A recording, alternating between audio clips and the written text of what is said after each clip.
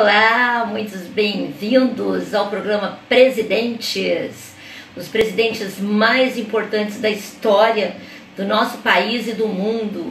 Aqui nós já falamos com pessoas maravilhosas, muita gente passou aqui pela nossa live, como Christopher Goulart, que é neto do João Goulart. Falamos também com Luiz Marinho, com Jamil Albuquerque, durante todo esse processo de 8 lives que nós estamos fazendo sobre os presidentes. Já falamos ao Marcos Fernando, vamos lá receber o Marcos Fernando aqui junto com a gente. O Marcos, que é o instrutor, o Mastermind, na região de Sorocaba, meu amigo, meu irmão, uma das pessoas que assim mais eu considero, está sempre comigo na minha jornada. E a gente estava falando sobre os presidentes, né? As pessoas que mais a gente pode falar que foram realmente pessoas da nossa história. Marcos Fernando, meu irmão! Muito bem-vindo! Boa noite, Regina. Boa noite para os nossos pessoal que está com a gente aí, internautas que estão ao vivo aqui conosco. Tudo bem com você? Eu tô ótima, e você? Prazer enorme te ver aqui, olha lá, Fer. Obrigado pela tua presença, meu bem. Bruno Braga, obrigado. Cissa Refeições. Boa noite, Regina. Que honra. Cissa é minha aluna, pede valsa, ela dança comigo, dança um bolero que só você vendo. Que delícia. Ô Marcos, eu estava falando aqui sobre as lives que a gente já fez, e a nossa proposta é falar sobre os presidentes mais importantes do mundo. E nós já falamos desde George Washington, Nelson Mandela, falamos sobre João Goulart, e hoje a nossa live é sobre o homem, né, o presidente sorriso, que é o JK, Juscelino Kubitschek. E é tão importante a gente falar sobre história, porque se nós não compreendermos o nosso passado, não conseguiremos criar o nosso futuro e mudar o nosso presente. E é isso que é a nossa proposta aqui. Falar sobre liderança, sobre oratória. Eu quero que você me diga se desses presidentes todos que a gente falou, que vamos falar, eu tenho uma proposta para ter enquanto o pessoal chega, eu tenho uma proposta para fazer uma live bônus e sobre o maior marqueteiro da história e também o homem que mais conseguiu trazer pessoas para o lado dele de uma maneira com oratória, liderança e indignação. É uma live que vai ser polêmica, mas foi junto com o primeiro homem, né, o ministro dele, ou pode dizer que é o assessor dele, ele conseguiu fazer a maior história do marketing e de oratória do planeta. De quem que eu vou dar uma live bônus? Você sabe quem é? Olha, você falou de marqueteiro, capacidade de impressionar com discurso, eu penso que nós estamos falando de Hitler. Isso mesmo! Adolf Hitler! Esse homem, através da oratória dele, ele conseguiu fazer a maior chacina que já teve história no mundo, né? Eu estive na Europa agora, e muito da história dele ainda continua viva, né, Marco? Fez a maior chacina do mundo com a assinatura de 60 chamegão e a aprovação de 60% da população alemã. O projeto nazista foi assinado, corroborado por 60% das pessoas que acreditaram nesse poder de influência de Hitler. Agora, por que você pessoal, acredita que é importante para a gente falar de Hitler? Com a gente, César, prazer te ver aqui. Obrigado pela presença. Oi, Cezinha, tudo bom? Pessoal, eu quero também dar um oi aí para minha... Ó.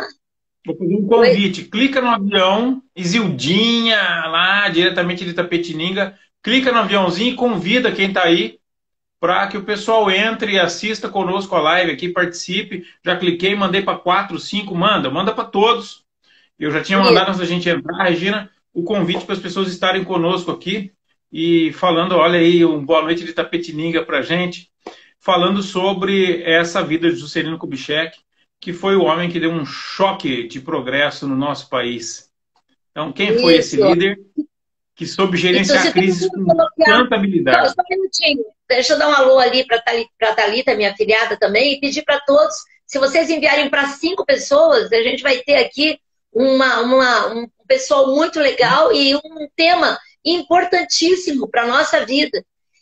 Fala para mim, qual é o legado que você acredita, se fosse falar 3 coisas que a gente poderia falar do Juscelino Kubitschek. O que você mais, diante do que você conhece dele, o que mais você admirava nele?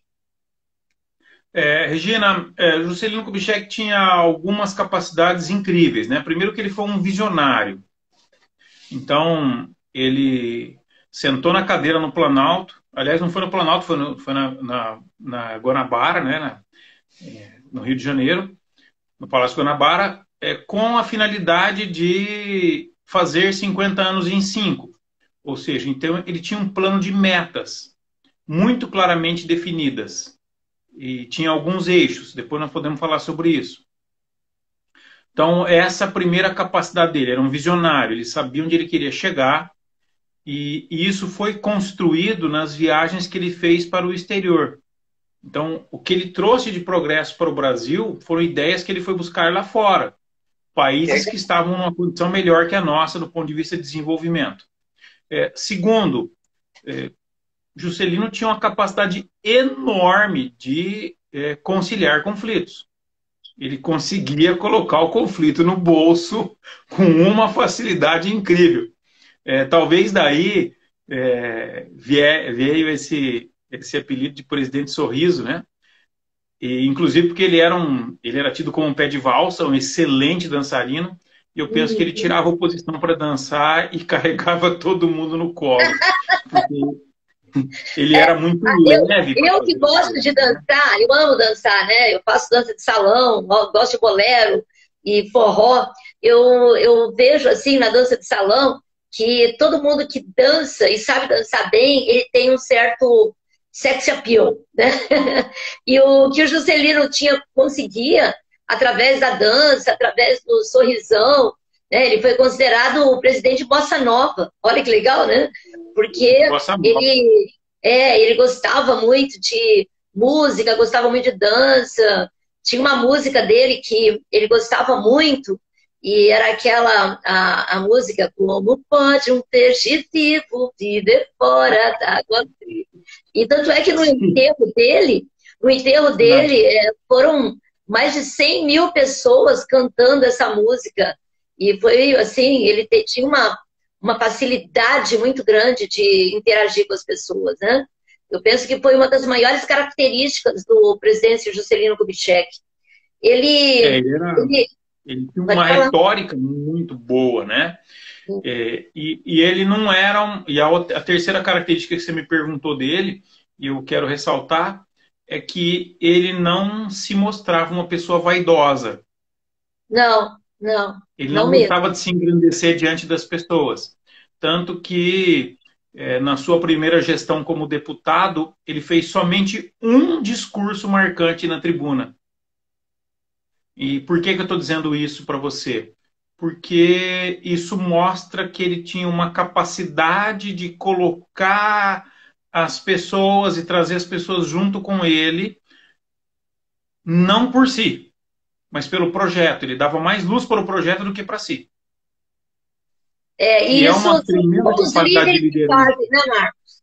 Porque hoje, eu digo assim, são poucos líderes que falam, têm a grande habilidade, porque a grande maioria, ele quer a luz para ele, né, e quer aparecer, né? A gente vê lá a história do Jânio Quadros, que a gente chegou na ditadura pelo ego dele, né? E o ego dele era tão grande que acabou tomando conta, e a gente vai chegar daqui a pouco, né? A gente mudou, o próprio Juscelino Kubitschek, ele teria mudado a nossa história, né? Seria reeleito se não fosse o Jânio ter tido o ego tão avançado para fazer o que ele fez. Agora, você sabe que grande parte da história do Juscelino também ele dá como crédito a mãe dele, né? Que ela chamava Júlia Kubitschek. E ela foi uma mulher muito importante na vida dele. Ele tinha a mãe dele como um exemplo muito grande. Ele nasceu em Diamantina, uma cidade... Naquela época, Diamantina não é o que era hoje, né? E não era absolutamente Sim. nada, né? E ele não era uma pessoa rica, muito pelo contrário. A mãe dele teve que perder o pai muito cedo e ela teve que tomar conta dele, do irmão e fazer o que fosse necessário para que ele chegasse onde ele chegou. Muito pouca gente sabe, mas o Juscelino Kubitschek, ele chamava Eduardo Juscelino Kubitschek, e ele foi médico, né? Tenente Coronel Oliveira, ele foi médico. Você sabe dessa história, Marcos? Conta um pouco para nós. É uma coisa, eu gostei muito da trajetória dele. Quando você me fez o convite, eu que já tinha uma admiração por ele, fui estudar um pouco mais sobre a história dele. E eu gostei muito, Regina, do começo da vida dele. É um negócio incrível, né? Porque o pai de Juscelino era caixeiro viajante, pegou tuberculose, precisou viver afastado da família até que morreu. A mãe criou os filhos e esse menino era super determinado, e quando ele chegou no que hoje nós chamamos de ensino médio, ele não tinha condição de estudar. Então, ele foi autodidata e ele conseguiu a ajuda de alguns professores da comunidade, uma professora de francês, um professor de inglês, para ele se colocar em condição de fazer o concurso vestibular para a Universidade Federal de Minas Gerais e passar na prova de medicina. Mas tem mais uma coisa que é muito curiosa nessa história toda, de que ele, enquanto estudava, a mãe ficou em Diamantina, ele foi para Belo Horizonte e prestou um concurso para trabalhar no Correio, na Companhia de Telégrafos, né? Na antiga Companhia de Telégrafos. Só que ele era menor de idade. Então ele conseguiu o apoio de um oficial de registro que falsificou um registro dele, dizendo que ele tinha nascido em 1992. Né? Interessante isso, muito interessante. A vontade de trabalhar que ele tinha, porque ele precisava se sustentar. E ele foi trabalhar de telegrafista auxiliar, então auxiliar dos Correios, né? E quando ele conseguiu passar na faculdade de medicina. E enquanto ele fazia a faculdade de medicina, Regina, que foi do final de 1921, né, começo de 22 até o final de 27, ele trabalhava na Santa Casa como auxiliar dos médicos, auxiliar de enfermeiro, no emprego que ele foi arrumado, trabalhava no Correio, eu penso que ele fazia um bico à noite e fazia faculdade de medicina. Eu não sei como foi que ele deu conta das três coisas, porque eu não consegui me aprofundar nisso. Mas ele tinha uma visão muito estratégica, né? E assim, ele também não foi uma criança mimada, ele perdeu o pai com 3 anos. A mãe dele, o avô dele era tcheco, né? E a mãe dele era uma professora, então ela, mesmo sendo uma pessoa muito humilde, ela era muito culta. E ela passou isso para ele de uma forma muito forte. A gente percebe, assim, que ele foi, assim, se você fosse dizer qual a maior qualidade do Juscelino Kubitschek, eu penso que foi a determinação. Porque ele teve uma determinação, assim, impagável para chegar onde ele chegou na vida. E isso é muito legal, né? A história dele, ele conta muito. Ele foi coroinha também, sabia? Foi coroinha. Porque ele estudou. Por falta de dinheiro, ele estudou em colégio confessional, né? Ele foi interno de um colégio católico. Ele se formou em 1919. Foi lá que ele se formou, e ele também mas não se formou em 1919, não na faculdade, né? No 2º grau. E aí que ele frauda os documentos para conseguir trabalhar no Correio. E ele também ele se formou em medicina em 1927. Um pouco antes do Napoleão Hill acabar o livro dele, né? Napoleão Hill em 1928. Você falou da determinação dele, Napoleão Hill, num capítulo, estava aqui do meu lado, está aqui do meu lado, Quem Pensa Enriquece, que eu considero como o meu 2º livro de cabeceira do lado da Bíblia. Eu gosto de dizer que no Quem Pensa Enriquece, Napoleão Hill dá muita ênfase no capítulo da persistência, sobre quanto ele teve que trabalhar para ser quem ele foi, né? Um homem que teve 5, 6 falências, 2 casamentos, é, foi ameaçado de morte, todos os problemas que ele teve, morreu trabalhando. Morreu trabalhando. A determinação de Napoleão Hill colocou ele onde ele... A persistência, de forma que ele morreu como sendo o autor e continua sendo o autor mais importante do século passado, do ponto de vista de desenvolvimento humano, assim como Juscelino foi este camarada trabalhador, determinado, que ele não sossegou, até que a vida lhe foi ceifada, porque ele tinha uma indignação com as coisas no Brasil, né? A gente pode começar a falar sobre quando ele vai para Paris, né? Ele se forma em medicina em 1927, e toda a visão que ele teve foi porque ele visitou muitas cidades, né? E ele se especializa em oncologia em Paris, né? Não foi nem aqui no Brasil. E ele faz nessa visita à Europa, ele vai fazer visitas às pirâmides, e lá ele começa, então, a ter uma visão mais estratégica. E essa visão, Marco, é a visão que fez dele o homem que ele fez e que fez com que ele chegasse aonde ele chegou, né? Eu acredito, sinceramente, que se ele não tivesse viajado o mundo e tivesse conhecido tantas cidades e países, talvez ele não tivesse a visão de construir Brasília, de tirar a capital do Rio de Janeiro para ir para um lugar onde ninguém nem sabia onde que era, né? Vamos combinar que era perto do mundo. E ele, em 1931, ele conhece uma mulher que foi muito importante na vida dele, que foi a Sarah Kubitschek. E a partir daí ele vai fazer uma lua de mel muito legal, né? E ele vive uma vida muito bonita com a Sarah até o final dos seus dias. Tem um casamento muito sólido, ela é uma companheira, uma cúmplice. E em 1932 acontece a Revolução Constitucionalista de São Paulo. Aqui naquela época foi uma guerra, né? Você sabe alguma coisa sobre a Paulista das Armas, né? Que era uma Revolução Constitucionalista das Armas? Aqui em São Paulo, 9 de julho é um feriado estadual, que é o feriado de MMDC, Martins, Miragaia, Drauzio e Camargo, que são os 4 soldados que foram homenageados na Revolução Constitucionalista de 32, que é a revolução em que São Paulo se posiciona contra a República e Minas sai em defesa da República. Agora, tem uma coisa muito legal nessa história toda, que assim, você sabe que o governo de Getúlio Vargas terminou com o Brasil em pé de guerra, né? Porque Getúlio tramou a morte de Carlos Lacerda e, enfim, se suicidou, né? E depois ele teve a ligação entre a tentativa de assassinato de Carlos Lacerda e Getúlio ficou clara, e ele já vinha atravessando uma grande crise no governo, a situação dele não vinha boa, e culminou no seu suicídio.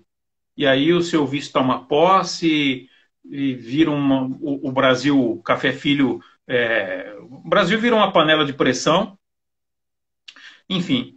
E aí, quando Juscelino no poder, não é isso? Não foi o Café Filho? Não foi o Café Filho que ficou somente 5 dias no poder? Penso que sim. E aí, quando o Juscelino é eleito, ele corria o risco de não tomar posse. Exatamente. Porque o segundo lugar na eleição, que era da UDN, União Democrática Nacional, ameaça o poder. Mas aí, Regina, vem a primeira lição. Eu penso que você falou de uma delas, eu quero ressaltar a segunda lição. No gerenciamento de crise. Porque, assim, não adianta a gente estar olhando lá fora esse movimento todo do coronavírus, toda essa situação que o Brasil está colocado, que o mundo está colocado. Como diz o nosso líder na Mastermind, nós estamos vivendo uma terceira guerra mundial, né? E essa é mundial mesmo, porque ela pega... Exatamente. Dos 206 países do globo, penso que nós estamos com 190 e quase 200, passando pelos problemas com coronavírus. Juscelino, quando estava na batalha, ele, como médico, teve que socorrer um soldado que foi baleado. e pediu ajuda para o seu coronel, que era um médico. E o coronel se negou a ajudá-lo. Ele fez a cirurgia com a ajuda de pessoas que não eram da área de medicina e salvou esse soldado. E aí virou um herói por conta disso. E veio uma investigação militar sobre o coronel, porque o coronel não o ajudou. E aí ele se negou a se reportar contra o líder dele. Falou, não, é meu líder, não vou falar mal dele, não tenho nada para dizer. E isso fez com que os militares, no geral, olhassem para Juscelino de uma maneira muito simpática.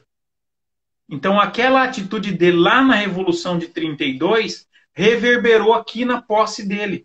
Exato. Foi ali que ele virou tenente-coronel. Foi naquele momento que ele foi promovido e foi condecorado. E para você ter uma ideia, se você vai lembrar, o soldado ele foi metralhado e ele tinha pouquíssima chance de sobreviver. Então ele foi largado lá. E se ele tivesse largado aquele soldado, estava tudo bem também, né? Porque eram tantos soldados perto da morte e ele não desistiu. E ele dizia que ele não deixava ninguém para trás. É bem bacana essa parte do Juscelino Kubitschek, né? E em 1934, ele, um pouquinho depois, né? Angina, aí essa grande lição que fica, que é o primeiro ponto. Você tem que gerenciar, você não vai conseguir gerenciar a crise sozinho. Não adianta querer se livrar das pessoas. Você tem que ter espírito de equipe. As pessoas se ajudam a nadar quando um está afogando. O Juscelino Kubitschek me lembra muito a liderança de George Washington. Muito. Né? Ele conseguia trazer as pessoas para o seu lado. Assim como George Washington, que foi o primeiro presidente dos Estados Unidos da América, ele tinha uma visão muito estratégica, ele conseguia trazer as pessoas para o lado, e ele também nem era de esquerda, nem era de direita, ele conseguia passear pelos dois lados, né? O que é uma habilidade, né? Isso somente grandes líderes e diplomatas conseguem isso. Aí, em 1934, ele se candidata e se torna deputado federal. Ali começa, então, a trajetória do Juscelino Kubitschek. Ele muda para o Rio de Janeiro, aí ele vem aqui para a minha terrinha, né? E começa uma trajetória muito grande, muito bonita. E em 1937 ele é cassado. Você sabia disso, não? Pelo Getúlio Vargas, né? Aí começa uma grande revolução, né? Oi? O golpe militar fechou o Congresso. E aí você não caiu junto. E a gente tem também, né, com a morte de Getúlio, que foi dia 24 de agosto de 1954, a gente vê aí a voz do repórter Esso, né?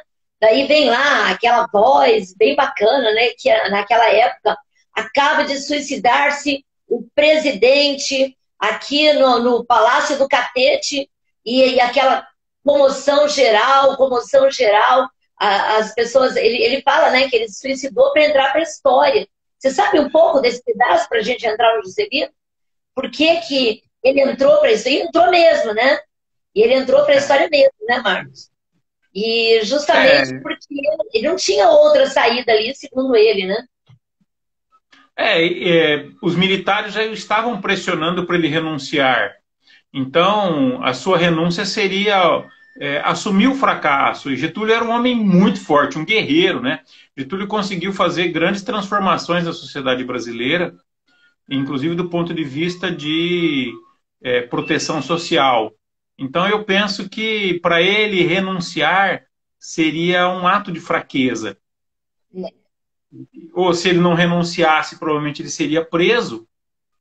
E aí seria pior ainda, né? Para um homem da sua envergadura. Então, foi um ato de nobreza da parte dele se suicidar. Tem um comentário aqui, Regina, do Roberto Ambrosio, que Juscelino é mineiro. E que os mineiros têm essa capacidade de se dar bem com todo mundo, transitar. É a terra que todo mundo gosta, né? Minas Gerais é a terra que todo mundo gosta. Quem não gosta de pessoa em Minas? Roberto, eu vou contar uma coisa para você e para todo mundo aqui, que pouca gente sabe, mas o Juscelino, ele conseguiu ganhar a eleição realmente quando ele estava no enterro do Getúlio Vargas, e ele falou, eu estou muito triste, principalmente eu que perdi meu pai com uns 3 anos. E quando ouviram aquilo, foi uma comoção geral, né? Então, ele, em cima do funeral ali, ele falou isso. E as pessoas acharam aquilo tão bonito, né? E a partir daí começou a ser visto por outros olhos. Você sabe que ele, Regina, ele foi o único governador de estado do Brasil que foi no enterro de Getúlio Vargas. Nenhum dos outros foi. Ninguém foi, né? Ninguém foi. E em 31 de janeiro de 1956, tem o golpe preventivo de Lott, né?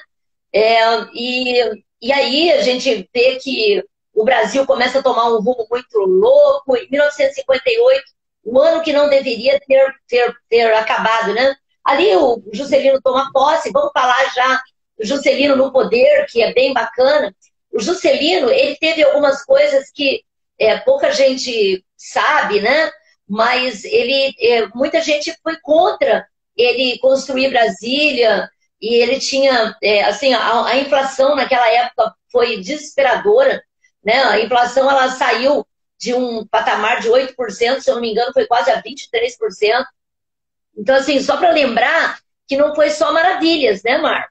Não foi só maravilhas, não, né? Regina, eu vou voltar em Napoleão Hill. Não existe benefício sem sacrifício. Né? Então, a gente tem que ser muito justo com o que está acontecendo no Brasil neste momento. O Brasil está conseguindo pagar ainda, conseguindo sustentar a sociedade e pagar a conta do coronavírus, porque profundos cortes foram feitos, né, na gestão. Nós caímos de 40 ministérios para 20. Né? E aí, o que aconteceu com o Juscelino? Juscelino inflou o país. E inflou mesmo. Para fazer 50 anos em 5, alguém tinha que pagar a conta. E a dívida pública foi lá em cima. Quando ele foi pedir dinheiro ao FMI, essa história é muito também que a gente fala de corrupção, e uma das maiores corrupções que teve foi no governo dele na construção de Brasília, né? É o que você falou. Então não podemos falar somente as coisas boas, temos que também lembrar que a gente olha sobre corrupção já vem daquela época, e ele também não conseguiu segurar a inflação. Então, por mais bacana que tenha sido o governo dele, o ano que, o 58 foi o ano que nunca deveria ter acabado, a primeira Copa do Mundo que nós ganhamos, né? Construção de Brasília, ele trouxe os carros, né? Teve também aquela coisa de abrir o capital estrangeiro, abriu também. Então teve muita coisa legal. Na época, né, eles conectavam o Brasil com outros países. Então foi ele, por ele ter viajado muito também, né, Marco? Então ele criou essa visão muito estratégica. E foi deixa eu falar para minha afilhada aqui, a Grazi Campos, maravilhosa é você, meu amor. Beijo para você, para a Thalitinha. Conta mais para mim sobre o Juscelino. O que mais que você então, aí, vamos falar assim, né, do ponto de vista de construção de Brasília. Você sabe que a construção de Brasília, a transferência da capital, da Baía da Guanabara, para o centro geométrico do país, estava prevista na Constituição de 1863, se eu não estou enganado. 63, 61, né? Já estava previsto. Só que ninguém queria bancar a construção. Porque pensa que ia se construir uma cidade no meio do nada. Não é barato. E o que Juscelino teve foi coragem, que é o segundo ponto para você gerenciar a crise. Exatamente. Você tem que pagar o preço das tuas decisões. Um abraço, Fabrício Reis. Ó, o mineiro aqui de Itabira. Super parceiro Mastermind. E aí, ele, para gerenciar a crise, tem que ter coragem. E aí, Juscelino foi num comício, e aí, no meio de um comício, um eleitor que estava lá, que era um estudante de cartorário, ou seja, era um Jadir Oliveira, super abraço Mastermind, instrutor lá do Rio Grande do Sul. Uma pessoa que estava no comício, um garoto estava no comício, estudante de cartorário, estagiário, falou para ele: presidente, e a capital? falou, tá bom, agora isso vai para o plano de meta, isso virou um ponto de honra. Antes de terminar o meu governo, eu vou entregar a capital. E uma das coisas que ele fez, e assim, eu já entendi, você me cutucou aqui e falou, Márcio, cadê o lado ruim? Mas quando a gente olha para trás e vê o salto quântico que o país deu na mão dele, a gente começa a entender que homens como ele são transformadores. Sim, e aí não tem jeito de você fazer virar a roda se ninguém jogar pedra em você. A árvore que dá fruta é que toma pancada. Então, a coragem dele para construir Brasília foi muito grande, porque o FMI, faltavam 300 milhões de reais para a construção de Brasília que ele não tinha no orçamento nacional. E aí ele foi pedir dinheiro para o FMI. E o FMI disse, não, mas ou você vai ajustar as contas ou nós não te emprestamos dinheiro. Nós somos contra a construção de Brasília, tal, um plano. Ele falou, olha, de verdade, eu não preciso de vocês. E bateu o pé, né, limpou o pé na porta e virou as costas e veio embora para o Brasil. E aí foi aí que, nessa história, o Brasil se endividou. Eu vou te contar uma coisa, Regina, é assim, não é justo com nenhum dos dois, porque nenhum dos dois estão no plano material mais conosco. Nem Juscelino, nem meu pai. Mas meu pai trabalhou na construção de Brasília. E eu sempre conto na sala que meu pai era transportador, né, carreteiro. E ele transportava ferro, ele era fretado o ferro dele daqui de Piracicaba, que é do lado de Sorocaba aqui, da Dedini, que ele levava para, hoje não é mais Dedini, eu acho que é Alcoa, não sei mais qual é a companhia de aço que tem aqui, que ele levava para Brasília. E a nota chegava e eram várias notas para o mesmo caminhão. O mesmo caminhão ele pagava. Você entendeu? Entendi. Corrupção. Ele entrava com o caminhão, saía e era obrigado a entrar de novo. Uhum. E se não fosse assim, não carregava, não tinha frete. Já que você está falando disso, sabe que o Juca Chaves fez uma música para o Juscelino Kubitschek, né? Que, você lembra dessa música do Juca Chaves? Não. Era uma música que lembra? Não, era qual que é que falava? Brasil já vai à guerra, 82 bilhões. Que eram 82 bilhões que eles sabiam que tinham sido desviados, né? Porque para ele se manter e fazer tudo aquilo. Mas a gente está mais que acostumado com corrupção, né? Eu morei um tempo em Angola, e a certeza que a corrupção só tem aqui no nosso país, e para quem morou em Angola, para quem convive em Angola, sabe que lá também, não que eu aceite isso, tanto é que essas lives é para a gente entender, né, o que é o poder, o que é um político, quais as características, e saber votar bem, né? Então, quando eu comecei a fazer as lives, muita gente foi contra. E falou, poxa, você não pode falar sobre política, esse tema é polêmico. E eu disse que era justamente por isso que eu quero fazer essas lives. Porque se nós não entendermos política, nós não conseguimos mudar a história do mundo. Nós somos líderes. E ficar em cima do muro não vai levar... Até para o Roberto saber, o Juscelino Kubitschek não ficava em cima do muro. Ele tomava decisões o tempo todo. Ele não era um 9 no Enneagrama, não. Né? Ele era um cara que ele decidia. Agora, ele era uma pessoa completamente estrategista. Você sabe que, estudando a história dele, eu percebi que, além de estrategista, ele era maquiavélico, né? Porque quando terminou... É verdade. Maquiavélico, Regina? Por que maquiavélico?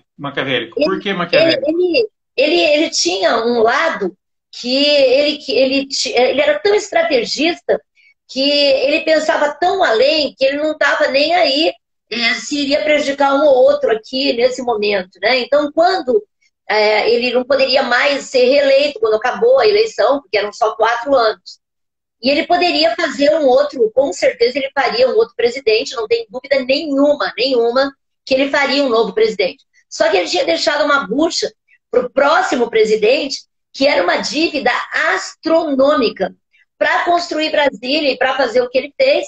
Então, o Brasil ele estava completamente desestruturado. Então, ele optou maquiavelicamente ou estrategicamente, vamos falar assim, que ele não faria nenhum presidente. E ele não apoiou ninguém. E a ideia dele é a seguinte: então eu volto 4 anos depois, entendeu? Porque ele tinha que ficar 4 anos. Exatamente. Então ele não coloca ninguém. Os caras se ferram de verde e amarelo lá, porque para segurar a bucha que ele deixou. E ele volta 4 anos depois, lindo, poderoso, salvador da pátria, como se ele não tivesse feito tudo aquilo que ele tinha feito. Então, vamos combinar, né? Foi realmente ele foi um estrategista tremendo, que poucas pessoas teriam a visão que ele teve. Porque todo mundo quer o quê? Pensa bem, eu nunca vi na história do país alguém que tenha renunciado a colocar alguém no poder, porque ele colocaria, teria 100% de chance de ele colocar, por conta do que ele tinha feito, né? Ele continuaria no poder e ele abriu mão para que ele voltasse 4 anos depois. E isso, para mim, é a maior prova de que ele foi um dos maiores estrategistas e gerenciador de crise. Porque ele deixou uma crise no país. A crise que ele ia deixar, ele deixou, né? Para você ter uma ideia do tamanho do buraco, a dívida externa brasileira, em 1955, quando ele se elegeu presidente, era de 87 milhões de dólares. Quando ele saiu do governo, era de 297 milhões. A dívida mais que triplicou. E mais, hein? Nós vamos mais longe. A inflação era de 19% ao ano em 56. Em 1960, ela bateu a casa dos 30%. E em 63, ela bateu a casa dos 80% ao ano. Então, esse período hiperinflacionário que tanto o governo militar viveu, quanto o governo Sarney, e aí só foi controlado lá por Fernando Henrique Cardoso, vem de 1963. Então, Fernando Henrique Cardoso, com seus méritos, e não estou aqui para elogiar nem para descredenciar nenhum deles, a gente sabe que o Plano Real conseguiu acabar com uma hiperinflação histórica de 30 anos, cuja responsabilidade nasceu lá em Juscelino Kubitschek. Então, mas a gente, quando você fala assim, não podemos valorizar, eu valorizo o Fernando Henrique, sim. Né? Eu penso que ele fez um bom trabalho na época dele, ele era ministro do Trabalho, se eu não me engano, não. Ele era ministro do Trabalho. Ele foi ministro da Economia do Itamar. Da Economia e do Trabalho, porque naquela época eram os dois juntos. E ele fez um excelente trabalho, ou seja, ele arrumou o que o Juscelino conseguiu como presidente. O pessoal deve estar com raiva de mim aqui, né? Porque Juscelino, ele era tido como o maior herói do Brasil, eu estou desmistificando isso. Isso é história. Né? Eu não estou tirando mérito dele, né? Mas é história, e a história tem que ser contada. Quem elegeu Juscelino presidente assim, foi Minas, né? Foi, Minas Gerais. Exatamente. E um super colégio eleitoral. Não, mas vamos combinar. E assim, um prefeito fenomenal. Hoje, né, o centro da Pampulha é uma referência em arquitetura, na beleza de Belo Horizonte. Foi obra de Juscelino. Quando ele governou Minas Gerais, ele transformou, o plano dele era transformar Minas num estado que era essencialmente agrícola, num estado industrial. Ele construiu 5 hidrelétricas e fundou a CEMIG, Centrais Elétricas de Minas Gerais. Então ele já tinha um modelo mental de desenvolvimento, Regina. E a gente sabe que esse modelo mental de desenvolvimento, ele é fenomenal, porque ele traz progresso, é revolucionário. Então ele era um revolucionário. Agora, a gente tem que entender, e aí revolução que eu digo não é, pelo amor de Deus, bater panela na esquina, eu estou falando de outra coisa. Estou falando de uma mente que gosta de virar as coisas de ponta cabeça para fazer andar, né? Agora, a gente tem que entender também que teve um preço a se pagar por isso. Porque é o que eu estava falando para você. Quando o FMI falou não, ele falou, a gente se vira, arruma dinheiro. Ele emitiu dinheiro, emitiu o título da dívida pública, endividou o país e assim, olha que coisa incrível, né? Nos 5 anos de governo dele, a indústria brasileira cresceu 80%. a lucratividade no bolso dos empresários cresceu na ordem de mais de 70%. Mas foi por conta de Brasília, né, Marcos? Sim, porque a indústria movimentou o país. Deu muito dinheiro. O país não tinha... O transporte no país era ferroviário e era lento. Ele foi para a indústria bélica também, né? Ele também investiu na indústria bélica, teve uma... ele conseguiu fazer...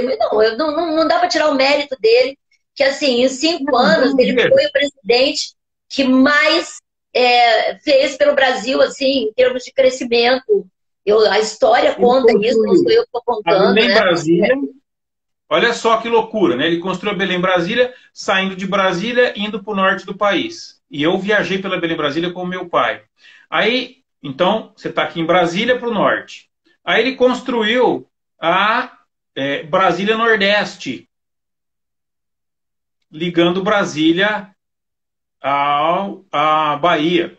Aí ele construiu a Fernão Dias, construiu a rodovia que aí sai de Brasília, né, Belo Horizonte, e vai para o sul do país. Então você tem uma perna, que aí emenda com a Fernão Dias e tudo mais. Você tem uma perna para cima, uma perna por um braço aqui, um braço lateral, uma perna para cima, outra perna para baixo.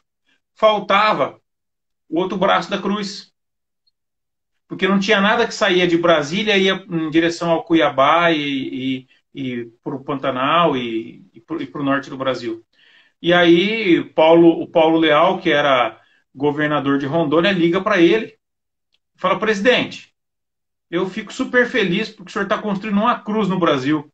Ele falou: mas como assim estou construindo uma cruz no Brasil? Sim, você está construindo uma cruz. Mas como? Ele falou: o senhor já ligou um braço para o Nordeste, um braço para o Norte, um braço para o Sul, está faltando um braço aqui para o Centro-Oeste e para o Norte do Brasil. Nós temos que sair de Brasília e conseguir chegar no Acre. Ele falou: mas pode? Ele falou: poder pode, mas tem que ser caba macho para conseguir fazer. É coisa de homem, né?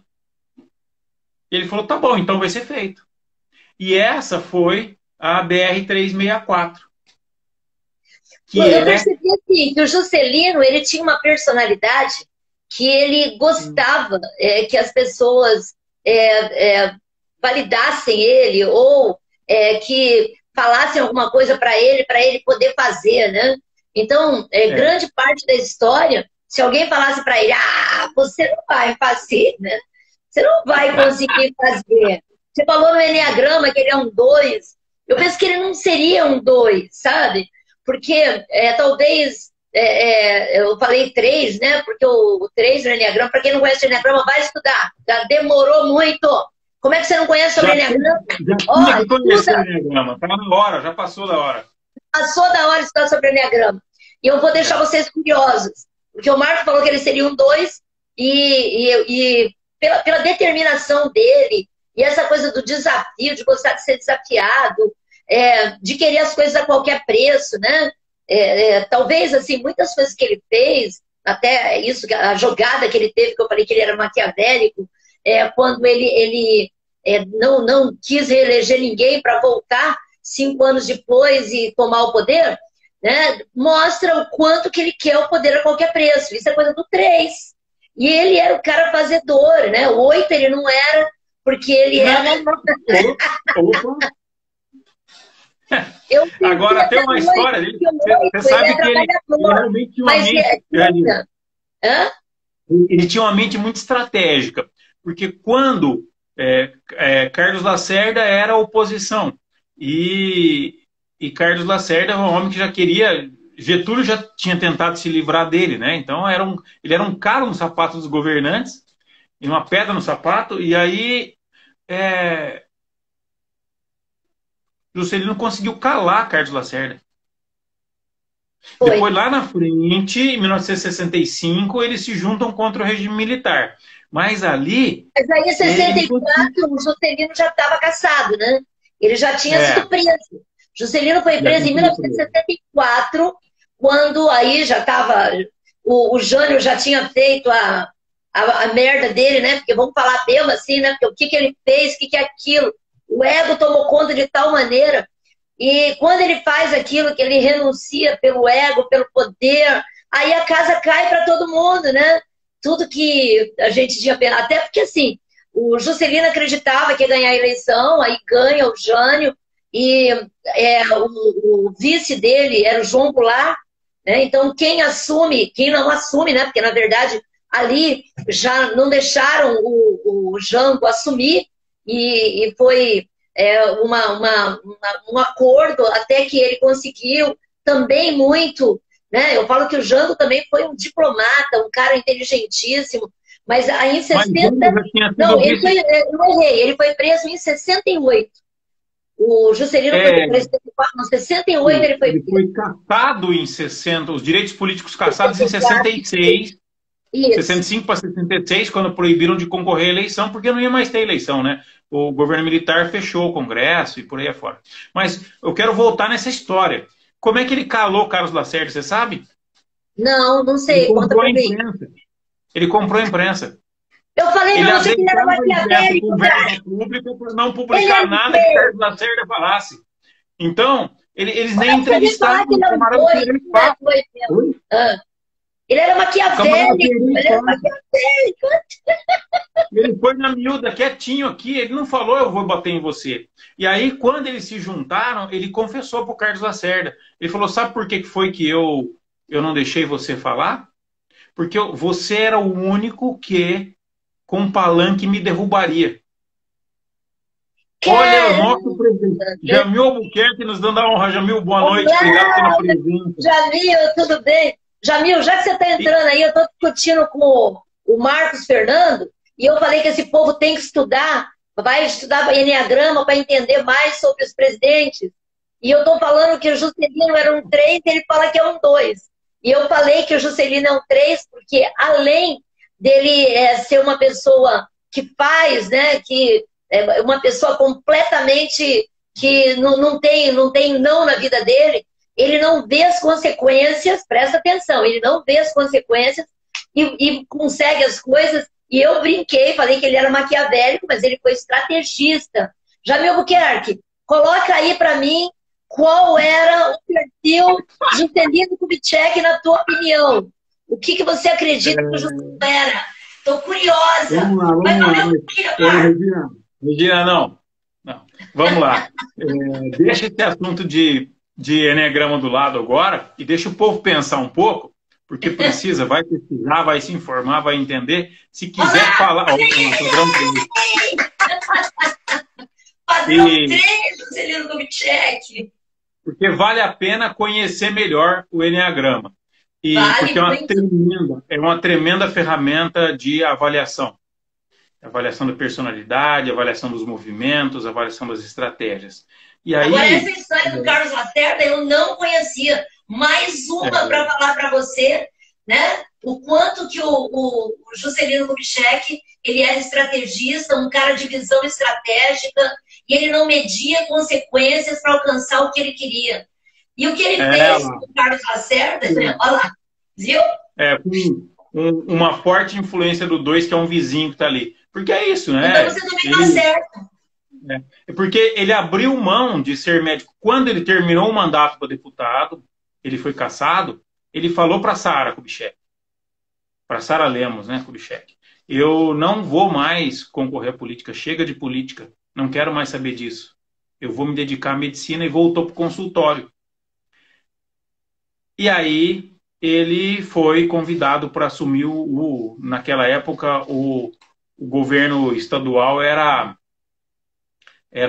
indicação do governo federal, ele foi indicado para governo de Minas, e ele assume Minas Gerais, e aí a carreira política dele decola, porque ele fez uma sucessão, ele foi prefeito de Minas, de Belo Horizonte em 40 e governador em 51. E ele fez um tremendo sucesso como político, né? Teve um sucesso enorme, e isso fez com que ele embalasse na carreira política e tomasse a decisão de ser presidente.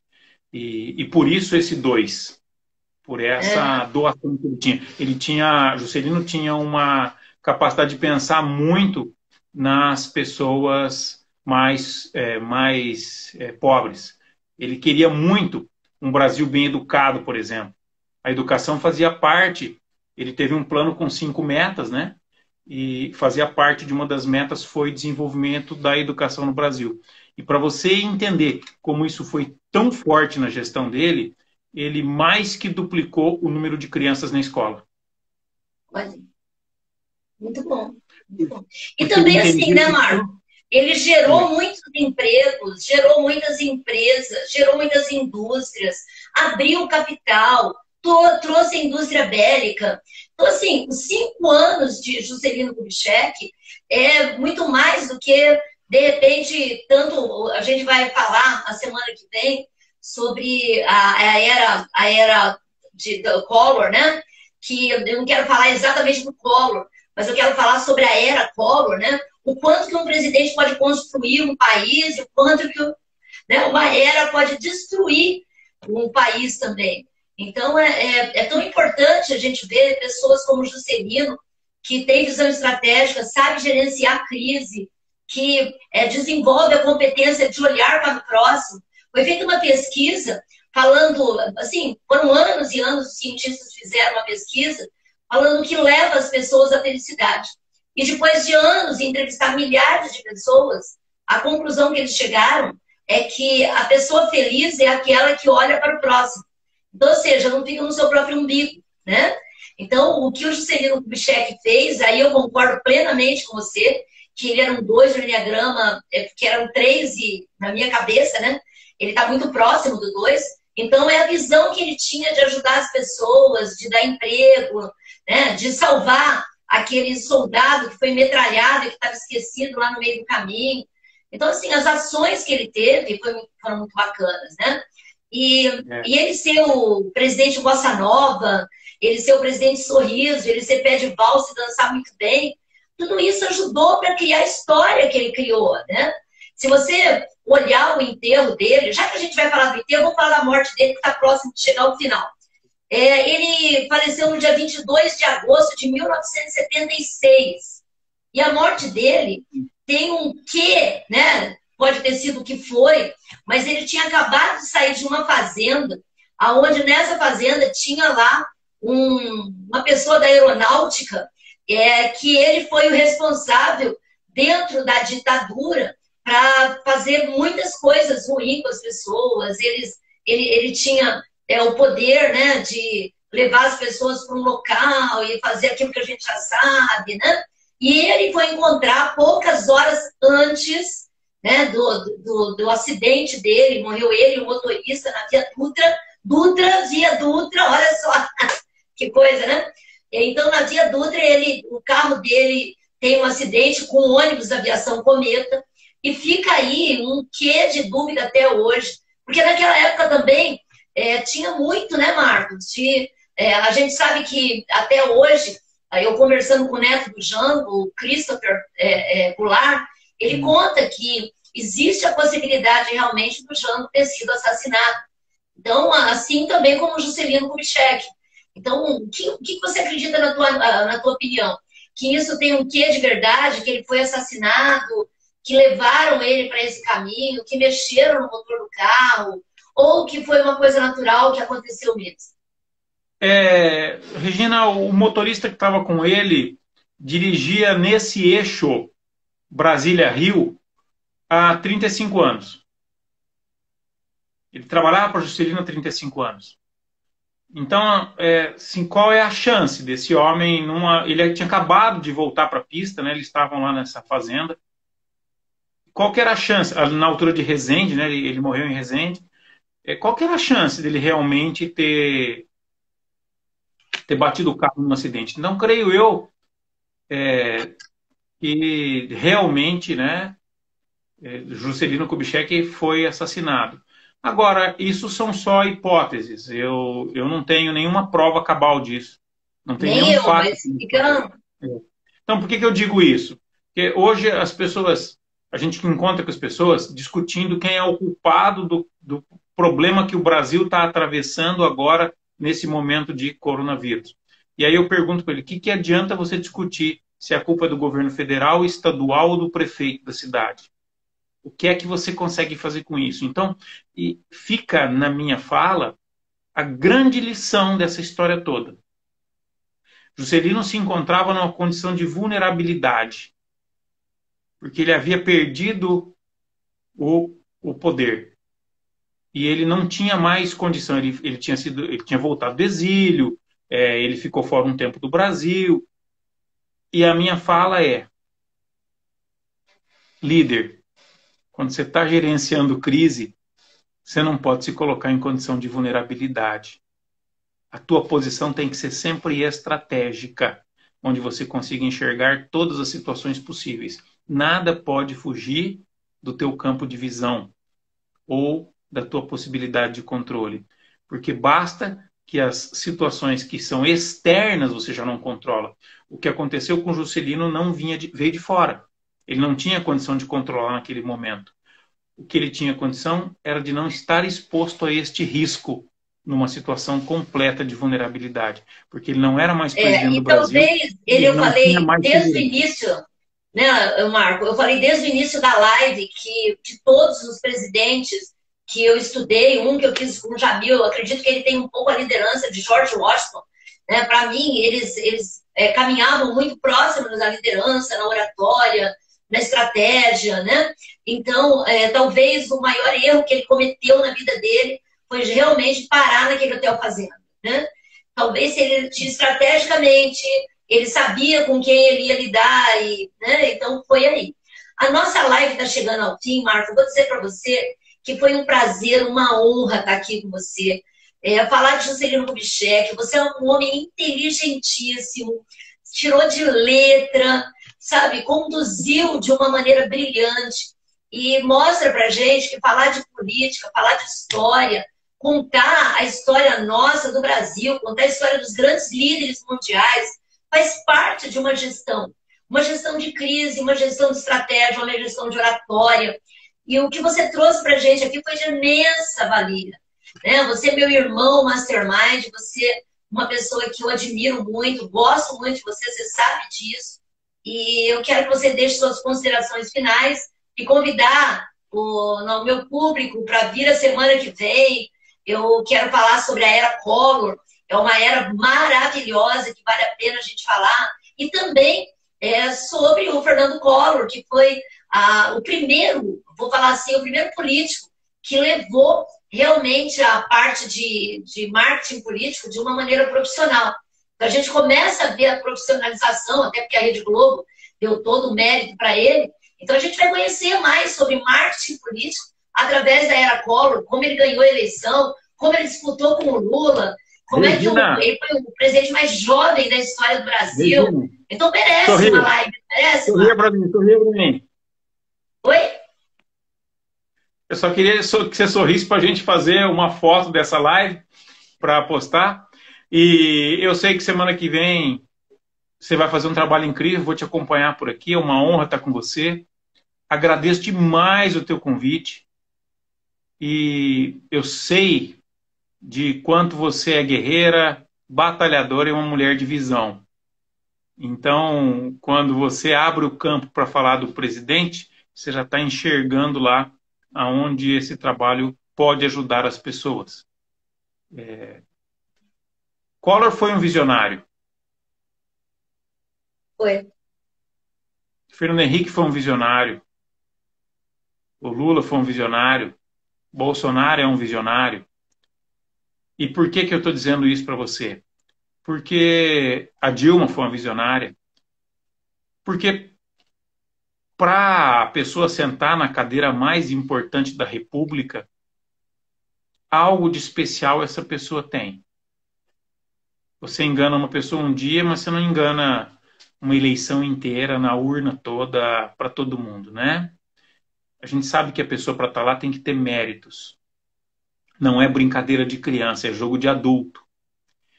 E então fazer esse trabalho em cima desse reconhecimento, dessa compreensão, também é extremamente adulto e foi uma grande escolha da tua parte. Meus parabéns. Nós vamos falar também sobre Getúlio Vargas e vamos falar... Eu estava incomodada de terminar essa série de lives sem trazer uma mulher para mim, eu falei que a gente vai dar o bônus extra das lives com o Hitler, né? Adolfo Hitler. Agora, quem é a mulher que eu vou trazer para a live, uma das lives, vai ser uma de encerramento quase. Quem que você acredita que é a mulher que ficou na história? Olha, mulher que ficou na história,